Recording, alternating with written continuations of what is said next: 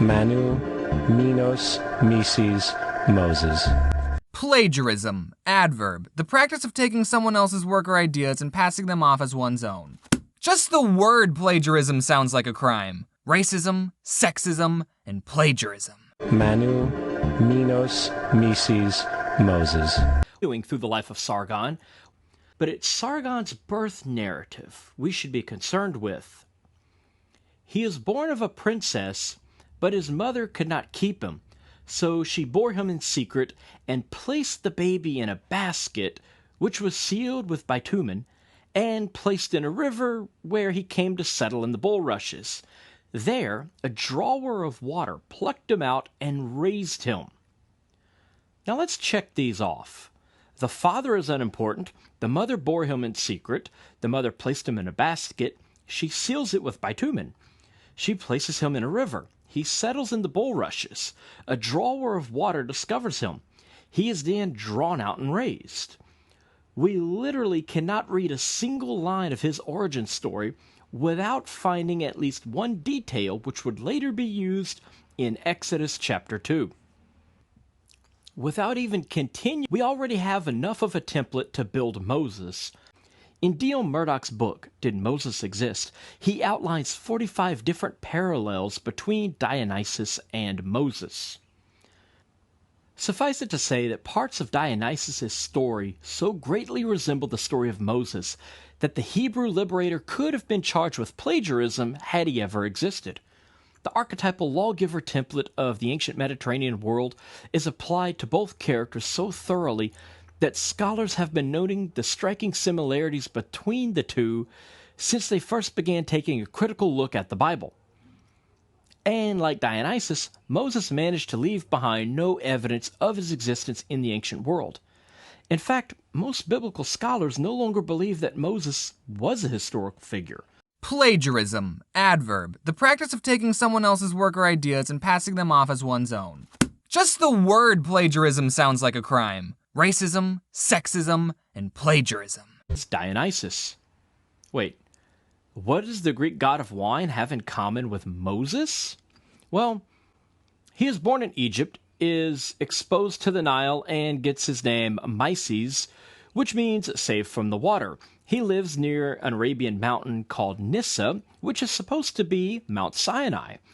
He passed through the Red Sea on foot with a multitude of men, women, and children, parted the waters so they could walk on dry land, commanded by a divine being to conquer a barbarian nation, had 2 rays of light proceed from his forehead, commanded drink to spew forth from a rock after striking it with his staff, and engraved the god's laws onto 2 stone tablets. In India, Manu was the great lawgiver.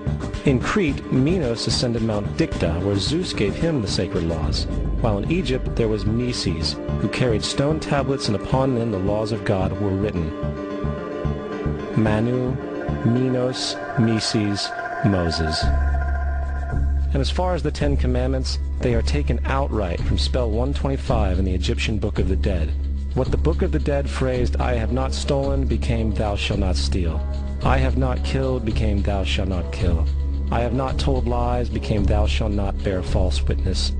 As a fictional character, more than a century of archaeology has failed to uncover a single mention of the man outside of Jewish literature. Beyond that, in every place where there should be evidence for a mass exodus from Egypt, such as a sudden dip in the census, drastic change in crop yields, a reduction in expenditure due to a decrease in population, etc., there is nothing. 2 of the greatest scholars, archaeologists in Israel. Professor Finkelstein and Neil Silberman. Professor Finkelstein and Neil Silberman. And these 2 men, these 2 archaeologists, are the best and the brightest of the archaeologists in Israel. Basically, that's what they said. There was no Moses, there was no King Solomon, there was no King David. And there's an even bigger problem. Throughout the entire period in which the Bible places the Exodus, Canaan was in fact an Egyptian province, ruled by Egyptian governors. We know this because we have extensive Egyptian records from Canaan and a wealth of archaeological evidence. This is Bet Sha'an in Israel. Beneath these Roman ruins, archaeologists discovered it had been a powerful Egyptian garrison in biblical times. And we have records, the letters that were sent back and the reports of such police on the comings and goings of wandering peoples. Certainly, there would have been no chance whatsoever for a group of people that large to move freely through the desert and into the Negev. Not a chance at all. Brothers and sisters, when it comes to Moses, they stole that story, right? Told you this guy named Moses existed who led some so-called Hebrews out of Egypt. Brothers and sisters, that never happened. Never happened. But that's the beginning of their story. See, listen, if I want to control you, understand how this goes. If I want to control you, right? All I have to do is write down some things in a book and convinced you that what I wrote came from God. That God downloaded this into me as I was writing it, and he wants me to give this message to you, the world, okay, so he can be pleased with you. That's all I got to do is convince you that what I wrote came from God, and I got you. And that's exactly what they did. All right? They wrote themselves into history and made themselves God's chosen people. Okay? This whole idea of Moses, where did that name even come from? Well, there was a great Egyptian pharaoh by the name of Menkaperah Jehudi Mays. Again, Menkaperah Jehudi Mays was renamed by the Greeks. Instead of calling him by his African name, which I just gave it to you, they renamed him Thutmosis. And they spell that Thutmosis, to be using English characters. And that's where we came, or they came up with the name Moses from. The last part of Thutmosis III. Yes, Thutmosis III. His African name was Menkaperah Jehudi Mays, but the Greeks call him Thutmosis III. Okay, and it was from Moses, out of Thutmosis, that we have the name Moses, because there was no Moses, brothers and sisters. Okay, there was no Moses. Understand this, there was no Moses. All right, please understand that. What about the story of the drowning in the Red Sea?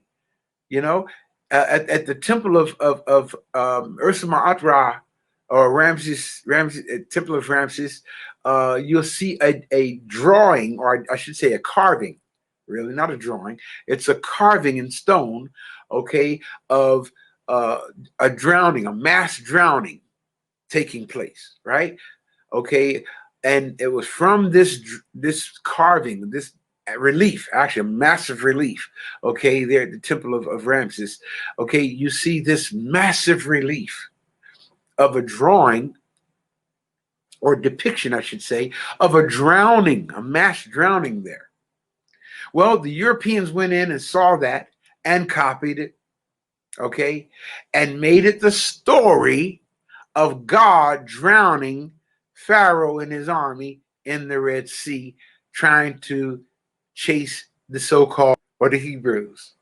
You understand this, right? Those of you who've been to Kemet, you've seen what I'm talking about, right? But it wasn't that God drowned Pharaoh and his army, okay? The depiction is, you see the Pharaoh on his chariot with the horse, okay, chasing the invaders, the Hyksos, okay, and them drowning in the Innocuous River, okay, or the Nile River, you see, okay? That's what this is about, brothers and sisters. They saw the mass drowning of the invaders, Pharaoh Ahmose the First, okay, driving the Europeans, the invaders, out of Egypt and reclaiming the throne. That's what that is. That's the depiction there. But the Europeans twisted it, and it shows a drowning, so they made it Pharaoh's army being drowned. Okay, because they, come on, man, you know, Ark of the Covenant. Okay, there was no Ark of the Covenant, brothers and sisters. The original Ark is the Ark of Ra, not the Ark of the Covenant. Okay, but they stole the idea of the Ark of Ra, which is I wish I could show you the picture right now. I'm gonna come when I get square away the technical difficulties, you can see it for yourself. The Ark of Ra is right there in the temple of Heru. Okay, in Edfu, Africa. Yeah, the story of the Ark. Okay, that the ancient Africans carried before their armies and won their battles, and they stole that and put it in the Bible and said as long as they carried the Ark of Ra, the armies of Israel were victorious. There was no army of Israel, brothers and sisters. The whole thing is a lie. They plagiarized our story. Everything has to have a beginning, right? Okay, so the universe that we now see, when you look outside, you know, and you see the clouds in the sky, you see the trees, you see the earth, you know, all of that had to have a beginning. And it all began with a thought. Okay? It all began on the foundation of Ma'at, as it states in the Hosea. And Professor Finkelstein and Neil Silberman. We know from the archaeological monuments and the inscriptions that in the 13th century, there was tremendous power in the Egyptian empire. How can you explain the possibility of such a large group as described in the Exodus story actually going out of Egypt? Is that possible? Well, I couldn't explain it if I subscribe to that theory. What you said is quite correct. Egypt, in fact, for 5 centuries, from the 15th century on, Egypt ruled an empire, the largest at that time, which extended 2,000 miles as the crow flies from a little north of Khartoum all the way to near the Euphrates River. And the Egyptian army and occupation forces and its economy were extremely strong. They held all of Canaan, of course. Their sphere of influence extended to the Greek islands and Crete. And there is no indication whatsoever in the records, either archaeological or written, of any major hiatus, such as would have been created by the expulsion of upwards of 2 million people, if we believe the biblical record. That would have made such a hole in the population. It would have brought the economy to a standstill. It would certainly have turned up in the record somewhere. There is no indication whatsoever. But could such a journey have been at all feasible?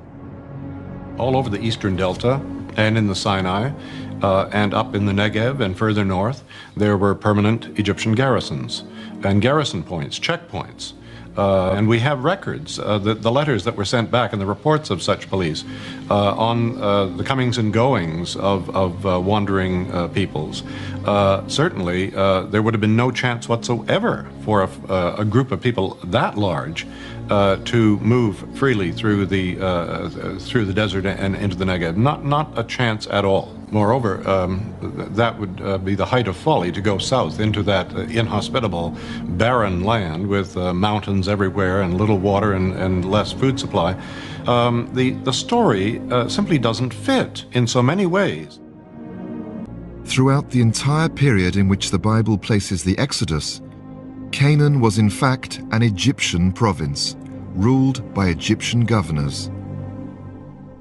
We know this because we have extensive Egyptian records from Canaan and a wealth of archaeological evidence. This is Bet Sha'an in Israel. Beneath these Roman ruins, archaeologists discovered it had been a powerful Egyptian garrison in biblical times. It signifies Egyptian control over Canaan in the late Bronze Age. If you want to understand the way the Egyptians dominated completely the country and the countryside, you have to come here. There was a strong garrison, there were scribes here, there were soldiers here, there were administrators here, and everything was under the control of the Egyptians. Some sort of a major economic decision or a major political decision, he needed to come to Bet Sha'an to get the approval of the Egyptians. They were the masters of the country. So it makes no historic sense for Moses to have led the Israelites to Canaan in order to escape the Egyptians.